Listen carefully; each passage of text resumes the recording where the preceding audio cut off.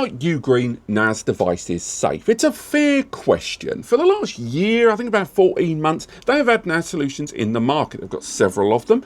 But I think now, after this amount of time with this many solutions and a lot of people giving them very, very good credit online, I think it's only fair that now we talk about security. Notwithstanding the fact that this brand hasn't been tested in terms of a widespread security vulnerability. What do I mean by that? They are a brand, for example, unlike your QNAPs, your TerraMasters, even hell, your Synologies out there that have been tested with things like SynoloCker and vulnerabilities that have been found within Linux kernels. They seemingly have not had a large incident yet, because ultimately it comes down to a vulnerability being found within Linux, and a lot of the time, if it's not hard-coded credentials, of course, it can come down to how the brand handles a security incident as well. We still don't know that about this brand, but despite that, we do have these systems. We can have them set up, so we can find out what exactly this device talks to when it's on, and that's what today's video is about. I set this device up, the D8 Plus, and again, this can largely apply to any Ugreen Nas, I think, at least in terms of software level. We can't really work out too much on hardware at this stage. And we set the device up a little under a week ago. I set it up with one drive inside the 4 bays. I then set up with the latest generation of their UGOS software, and then I installed every single one of the applications. Now, I installed every single one of the applications, barring a few third-party ones, because again, a vulnerability in the third-party software, yes, you could point at that being the brand themselves not going through the software hardly enough. But I think that would be slightly disingenuous to the brand, and also, for now, I wanted to focus on just the apps that they say are theirs, and therefore they have involvement in. And then from there, I did nothing. I left the device for a little under a week running, so afterwards, thanks to me putting it through a UnifI gateway, it allowed me to see the IPs it was talking to, and that's what we did. So let's fast forward to the results. So it's just shy of a week later. The Ugreen Nas has been set up, barely interacted with, as you'll see from the logs in a moment. You can see the tabs at the top of the screen.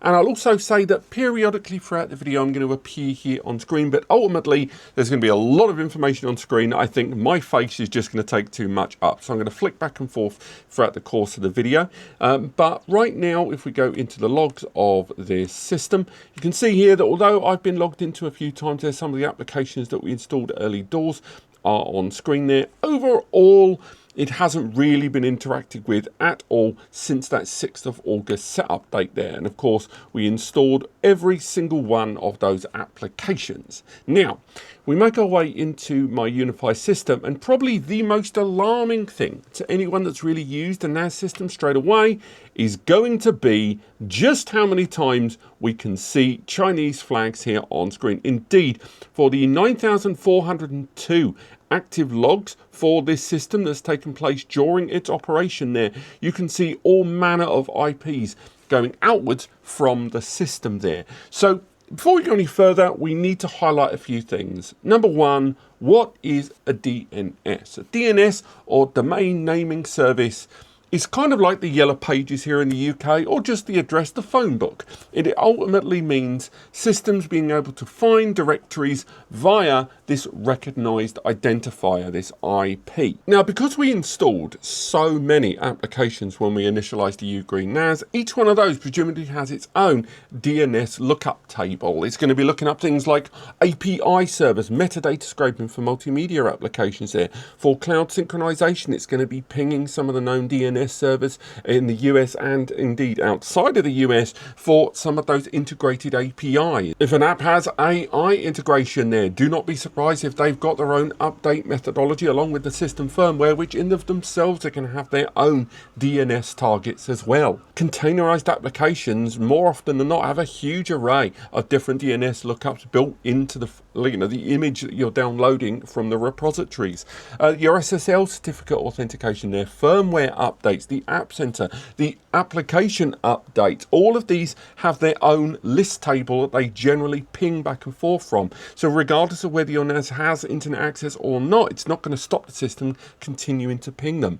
But what makes this arguably a much more haphazard undertaking for most users when they're looking at tables like this is going to be that this is a NAS made in China that is also being sold in China. So they're having to facilitate a lot of different markets, hence why we're seeing a lot of different regional IPs appearing in. It can appear incredibly intimidating there. Let's break down a little bit into what we're seeing here. Now, we could break down into these IPs and go page after page, but I think a lot of us would agree that that's a huge number of pings coming from a system that's been in operation for less than a week. Yes, we have to balance that against the full range of applications and services that we are running on this system right now, but still nonetheless, that is a lot of them. However, once you break them down, this is actually the full list of IPs, at least for the first 2 or 3 days that I was able to correlate. And as you can see, the majority of them are DNS related. So for example, well-known DNSs, we've got some of the US-based ones, we've got the Google and Cloudflare there, and then it breaks down to some Chinese-based DNSs there. And we will go into the good and the bad of that, by the way, later on in the video.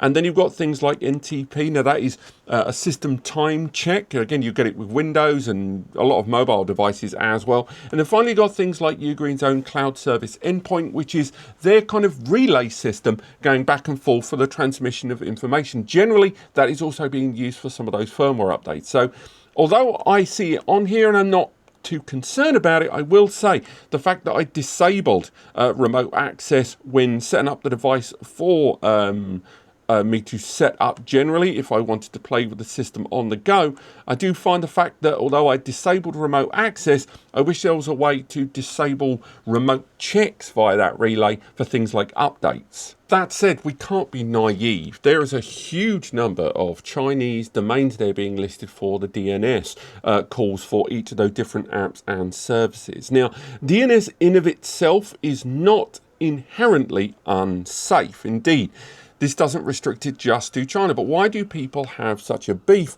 with Chinese IPs appearing on their system when they're in operation? Well, a lot of that is to do with government policy in China with regards to cybersecurity laws. So, for example, Tencent, Baidu, stuff like that, they're legally required to log queries. So if they're logging those queries, a lot of users are concerned about Chinese governments having access to, details with regards to your encryption, details with regards to your login specifics, login policies, and the jurisdiction and access to that data will change from region to region. Likewise, when we look at these DNSs and we sort of span through each of these pages one by one, and you do see the same sort of IPs going time and time again, we also have to acknowledge that the safe access and the bounce back from that DNS back into your system is going to be heavily dependent on the security of the DNS. And although some of these, the big players there, are traditionally a lot safer than some of the small unknowns, we still, I think a lot of users are going to have issues with the reliance on some of these apps and services requiring, or at least arriving by default with, IP pings over there in the east being so frequent with the more apps that you install. Exploitation of this kind of system for things like malware or, command line injection are pretty slim. It has to be said, but not impossible. But the same could be said with any regional IP being used. So this isn't, unique to Chinese-based DNS IPs,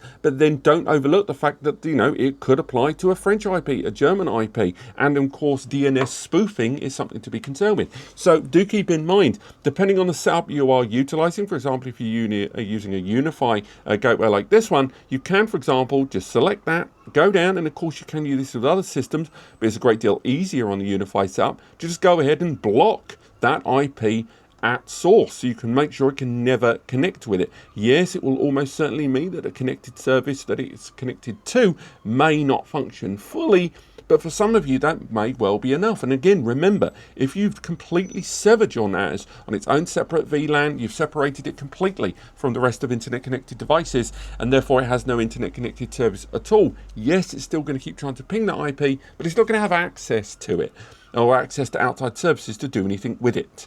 Now, a very quick interjection here I'm adding in post, because I realise I should have gone into more detail about DNS and how it can be abused in order to harm your system, which, let's be honest, is a real serious concern. Now, when you are having these DNS lookups, which, by the way, again, are perfectly normal in most NAS operation, how they can be abused for example, is as follows. If you have a malicious DNS listed, or your system has fake DNS information provided where it looks like it's going to one thing but it isn't, that can result in the system being tricked into, for example, downloading a firmware update that is compromised, downloading an exploitative application update which can then perhaps have a backdoor that allows people to inject code. Remember, the majority of the time these days with the NAS, they're not trying to extract your data. It takes too much. You'd have to be in a huge organization for them to be able to do that, and that takes time and can be easily caught while it's happening. Whereas the injection of a line of code can lead to something like ransomware, where your system can be zipped up, the original data deleted, and you will be ransomed to get the pass key back in order to unlock your data. It's quite common, normally Bitcoin related. But that's an example of how a bad DNS, or at least a covered or fake DNS address, can be exploited. The same thing goes for something that's commonly known as man-in-the-middle attacks, where a malicious DNS can actually be used to enable a user in the middle to capture packets of data going in either direction. Again, that can also be used for injection. This can be limited somewhat with the utilization of something like HTTPS, which will secure and encrypt the protocol, but it doesn't completely rule it out.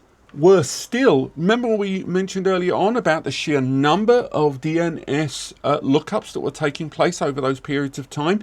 Well, with malicious DNS or bulks of malicious DNSs working together, actually sensitive information can be distributed via smaller packets across multiple small, so high frequency, small volume DNS lookups. It's, again, not the most common occurrence, but not impossible, and just another reason why verifications of DNSs are pretty important. There are lots of tools you can find online, lots of free ones too, where you can look up the sanctity of a DNS. Go for some of the trusted platforms, or at least look up a particular DNS that you're concerned about via multiple outlets online to ensure that one isn't giving you falsified information. But still, nonetheless, I think it's important that although we are talking about DNS lookups being on the whole a fairly common thing on your NAS, that we should at the very least take the trouble to go through where they can be problematic and also how to verify their identity.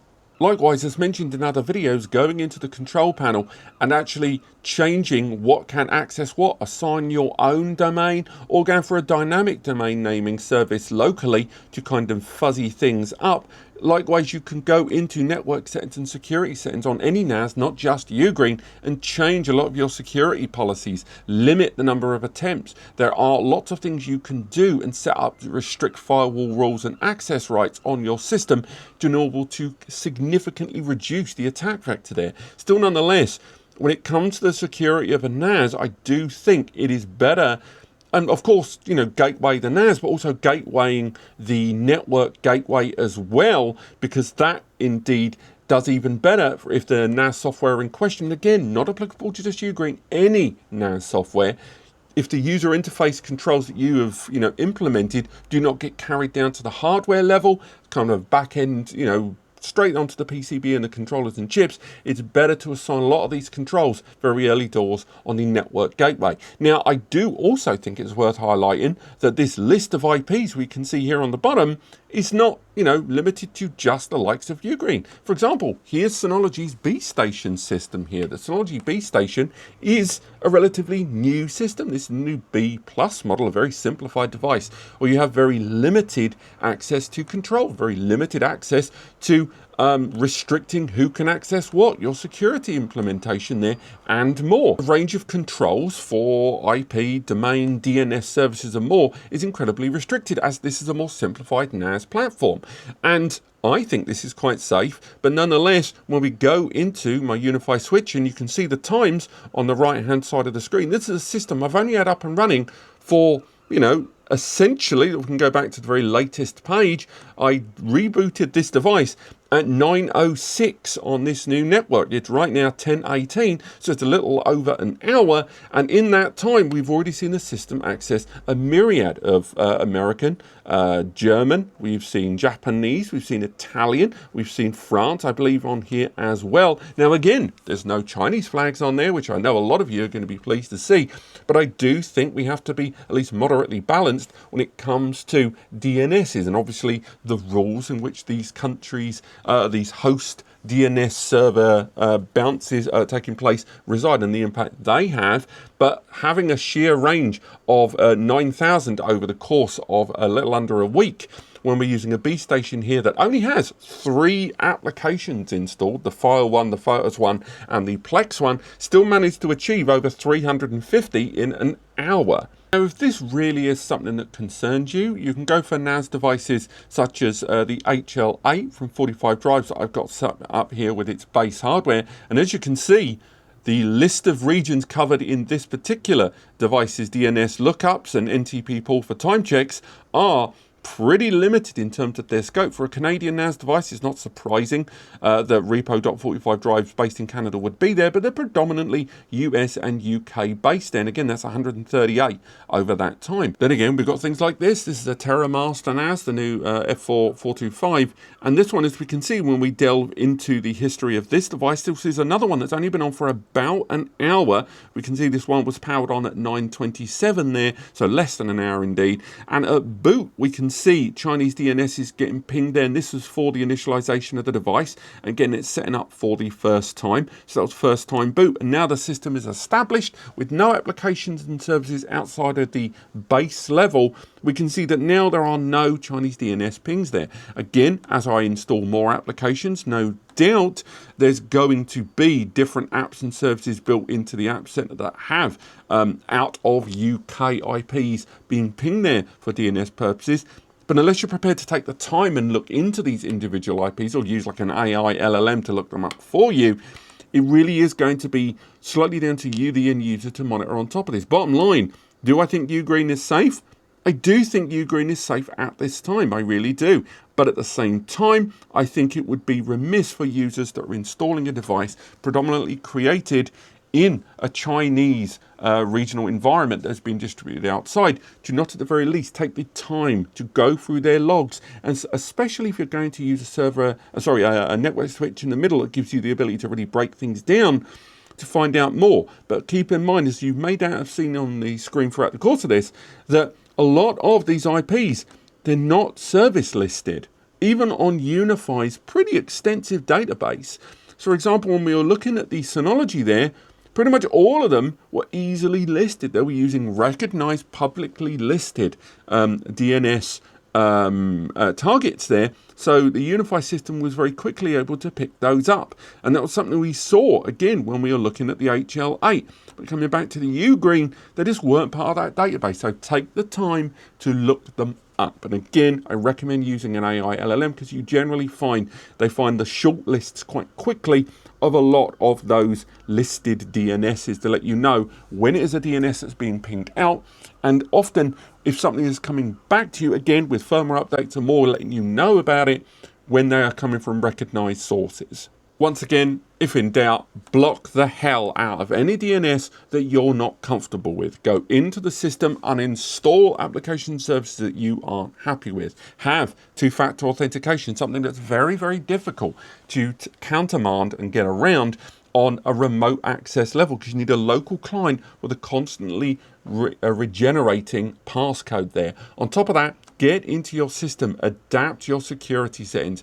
Make sure, for example, you would have enhanced DOS protection in place for when you've got traffic coming the other way that may be being taken advantage of DNS spoofing in order to garner information about your system to try and reverse engineer an access point. Finally, the majority of NAS devices these days integrate firewall control inside. Remember I mentioned earlier on about in the NAS, the network monitoring software that you choose to use. Again, be that your pfSenses, your OpenWRT routers there, or if you're using a UnifI router or switch in the middle, again, you can block them. But make sure you go into the firewall settings of your NAS if you want to be particularly diligent. And if you find, for example, an IP that you are not happy with, so for example, that one there, you go in, set up your firewall and block, create a rule where that is not going to have that level of access via that very specific port. You can assign those IPs quite easily. It is worth doing that if you want to be particularly cautious. Nothing about what I have seen today makes me think that Ugreen NAS isn't safe. I will say It's going to require more hands-on for those that are particularly concerned than some of the other brands I've seen out there. But as I've shown you with examples from other NAS brands, what we're seeing here is not wholly unusual for a device designed and originally created in another country. What could Ugreen do to change this? I would say definitely they should go into their software services and change some of this DNS lookup on some of those applications and services to be better fit into the regions they are distributing within, certainly. On top of that, I do think that their brand could stand to be a little bit clearer about the ability to change some of the DNS protocol in some of these apps, something you can do, by the way, with some of the containerized applications a great deal easily.